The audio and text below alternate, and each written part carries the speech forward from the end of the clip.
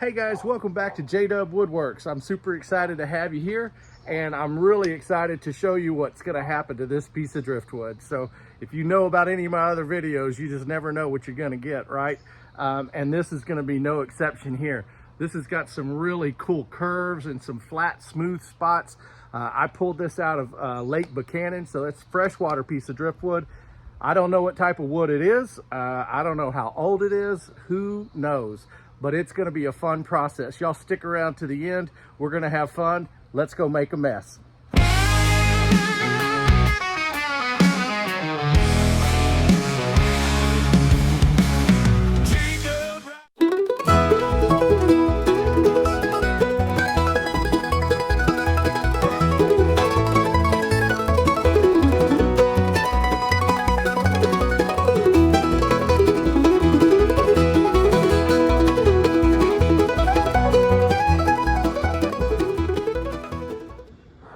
That's just a once over with a 60 grit, and I usually just kind of hit it really lightly, and I can identify a few things. Trouble spots, places that I know are going to need some additional work, whether it be with a grinder or a brush. I can also start to see all of the different colors. So I've got a lot of red and black back over here, which is cool. You can see some neat red tones in here. And then obviously I've got a pretty big crack, which is fine because I can fill that in with epoxy.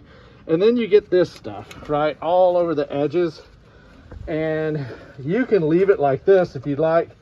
Get it cleaned up, maybe burn some of this, you get all this little algae stuff that grows in there. You can burn that off, which I will on the back side. But after I give it a once over on both sides, then I start making adjustments over here. Now for me, on this particular piece, I'm going to use a grinder because I don't want these. I want this to be like super smooth, and it fans out into like a little tail. And this is all going to be smooth right here as well. I'm not going to capture the back side of this when I'm hitting it with the 60 grit, but I just wanted to give you a quick little update. Hey, and don't forget, subscribe if you're not, and we'll see how this process turns out in the next couple hours. Yeah, so I saw the backside, and I'm gonna have to use a grinder on that because even a 60 grit sandpaper will not smooth this out. So I'm gonna show you.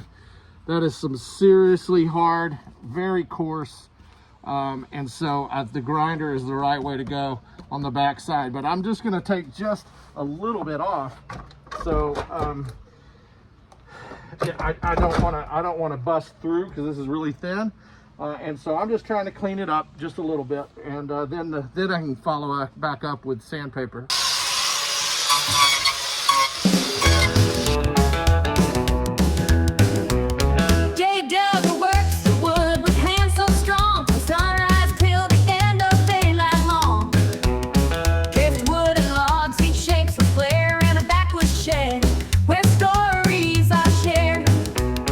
Chainsaw buzzes and the chisel digs it deep.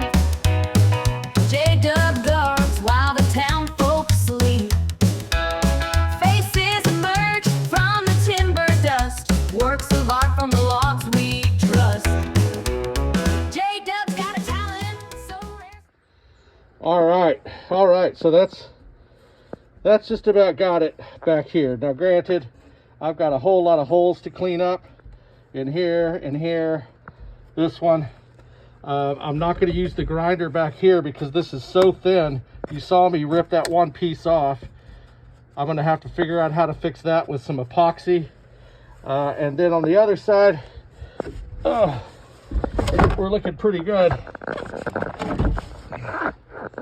Yeah, so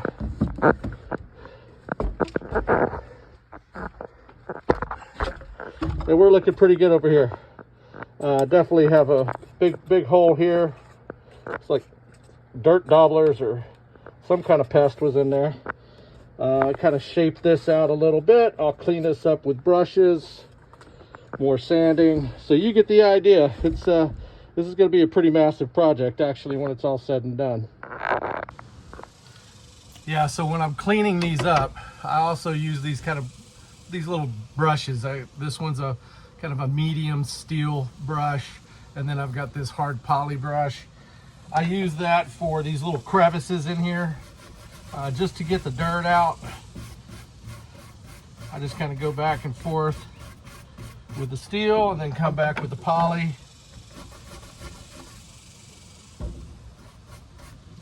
Hit it with the steel brush.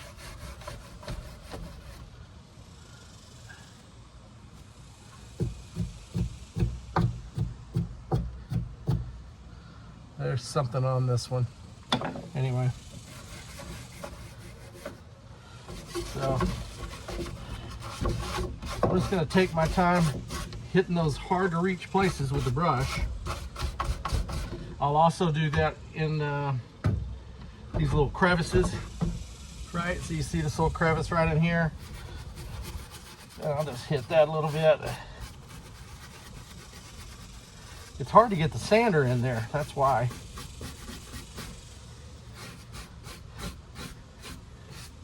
There you go.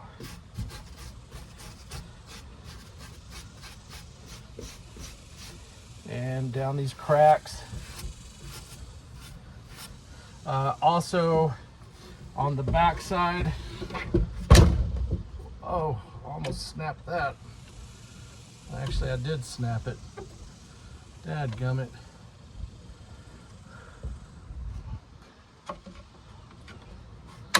Yeah, that's okay. That's part of it.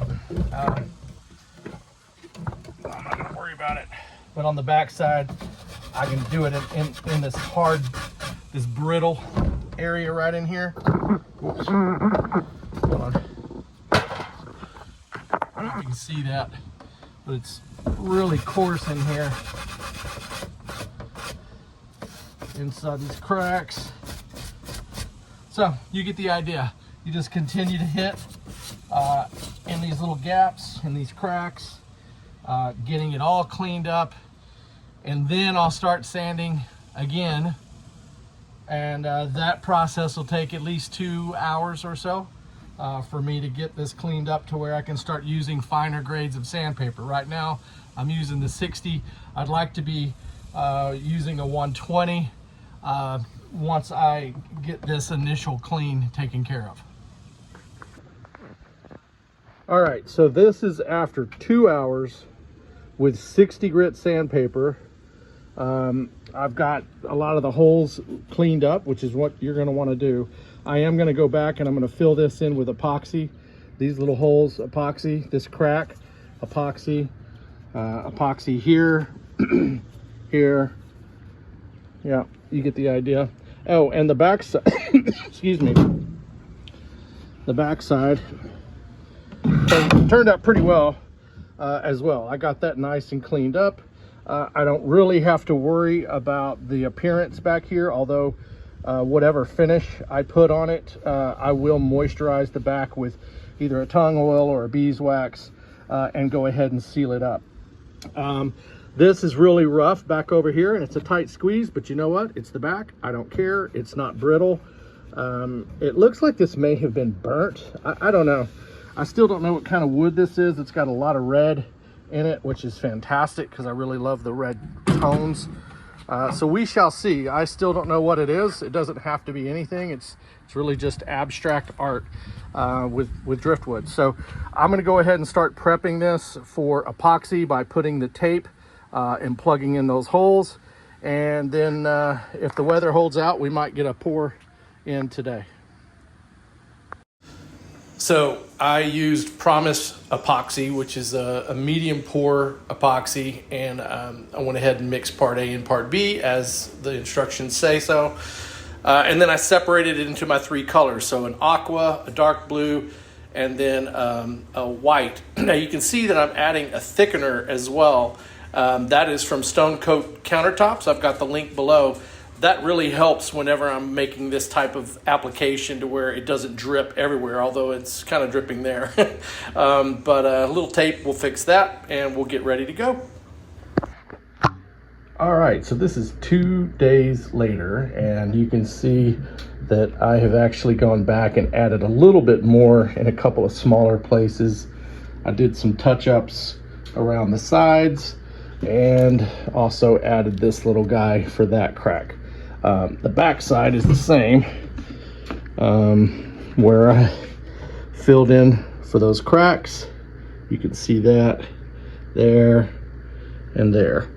So I'm gonna let this sit for one more day before I start sanding on it. I want to make sure that that stuff is nice and cured, but you get the general idea of what we've got going on.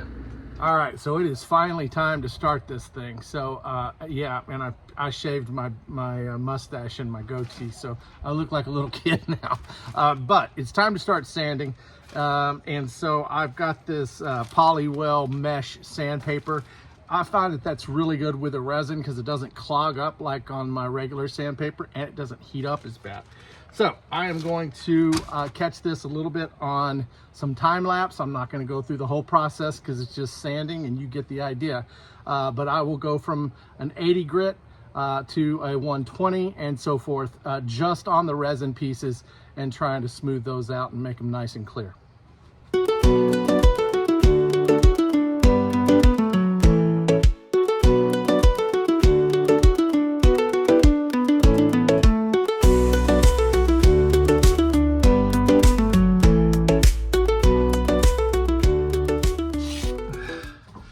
Okay, so this has been just a sanding game. So I have used my Craftsman, I've used my DeWalt, I've used my Black & Decker, I'm using my hand, I'm using anything that I can to get into some of these crevices.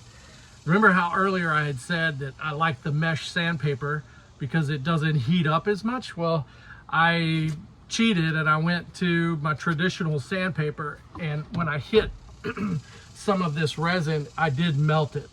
I hate it when that happens because I really don't know how to recover from that. So I'm going to leave that little spot right here alone, and we'll figure it out later.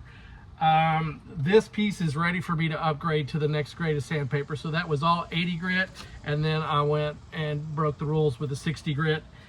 So now I'm going to go up to 100 grit and hit everything again. So this stuff is super dusty. You do not want to be breathing this stuff. Make sure you have a good mask, eye protection, and that it's well ventilated, okay? I'm not going to capture all of this. I'll just show you after I'm done. So between each sanding, I wipe the piece down with denatured alcohol just to clean up, especially around the resin. There's a lot of dust there. So then I'll clean it and then I'll upgrade, and then I'll clean it and then I'll upgrade.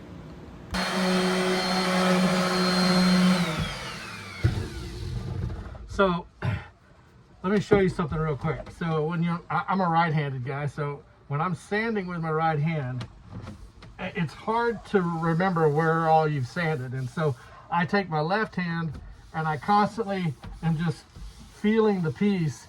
And as I'm sanding over here, I'm feeling here just to make sure that that pass that I just made didn't leave any rough spots. And so like, you could see me probably doing that, and I just wanted to stop and make sure you understood that's what you do, because you start sanding in here and you'll forget all kind of spots. So just use your other hand and just feel it. There's some spots that I'm going to leave a little bit rougher out of convenience, and some of it's just because I'm lazy. Anyway, I thought you'd appreciate that.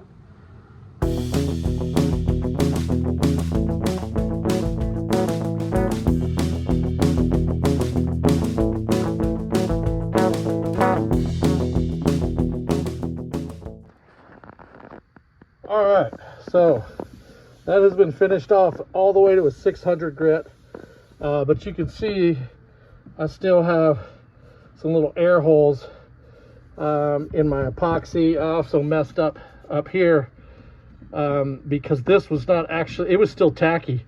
Now granted, I'm in Central Texas and the temperature is about 95 with a 97% humidity rate.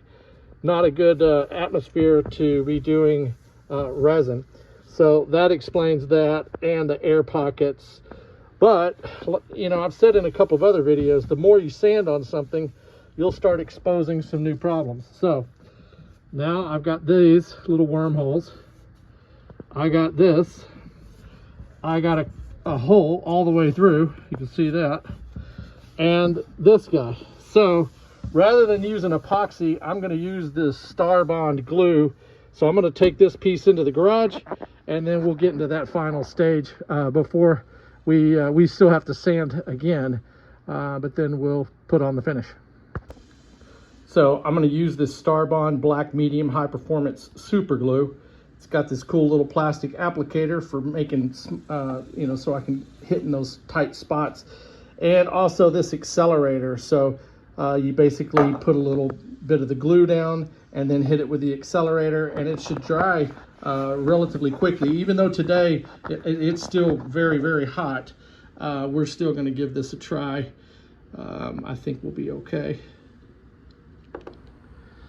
All right, so before I put on the tung oil finish, I just want to comment on this product. It's not an endorsement, a paid endorsement anyway, but this is a Walrus Oil. It is a pure tung oil.